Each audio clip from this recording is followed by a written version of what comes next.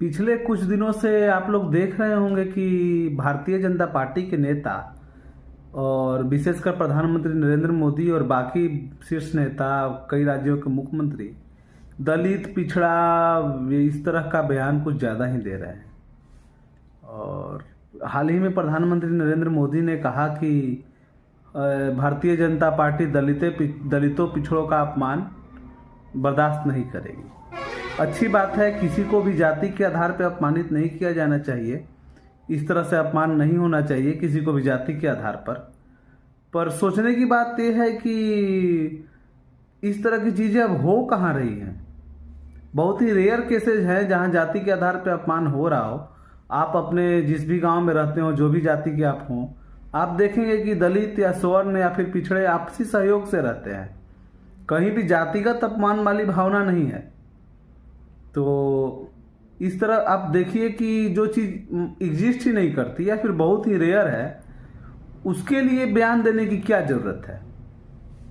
तो बयान दे करके भारतीय जनता पार्टी के नेता ध्रुवीकरण करना चाहते हैं कि लोग आपस में इन चीज़ों को लेकर के बहस करें, आपस में भी जातिगत द्वेष बढ़े, आपस में लोग अपनी जाति की आइडेंटिटी को मजबूत करें, ताकि जो कुछ मुद्दों पे केंद्र सरकार जो फेल्योर रही है उस पर किसी का ध्यान न जाए।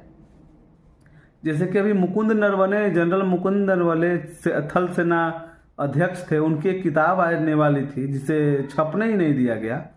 उसमें जिक्र है कि अग्निवीर भारत सरकार लाई थी, न कि सेना लाई थी।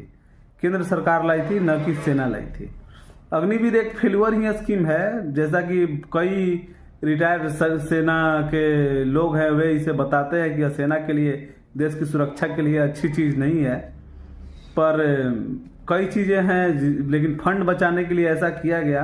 हालांकि कई योजनाएं जैसे कि मुफ्त में अनाज वितरण, मुफ्त में मनरेगा, ये सब चीज़ों का भी कोई विशेष महत्व समाज में नहीं रहता, लेकिन ये चीज़ों में भी पैसा लगाया जा रहा है, उससे ज़्यादा पैसा लगाया जा रहा है। पर सेना में कटौती, सेना के पेंशन न देना, इस तरह की चीज़ें सेना में लाई गई केंद्र सरकार के द्वारा। दूसरी चीज़ है कि हाल ही में वो राजीव शुक्ला जो है, उन्होंने लोकसभा में बताया कि जब साहब इतने दिनों से विदेशी घूम रहे थे, तो जब ऑपरेशन सिंदूर के दौरान कई देश हमारे साथ क्यों नहीं खड़े हुए। पाकिस्तान के साथ तुर्की खुले तौर पे, चीन खुली तौर पे, सऊदी अरबिया के साथ उनका गठबंधन होने जा रहा है। तो हमारे साहब इतने दिन से विदेश के शौक के लिए घूमने जा रहे थे। तो इन चीज़ों से ध्यान हटाने के लिए इस तरह के ध्रुवीकरण का बयान प्रधानमंत्री नरेंद्र मोदी और भारतीय जनता पार्टी के शीर्ष नेता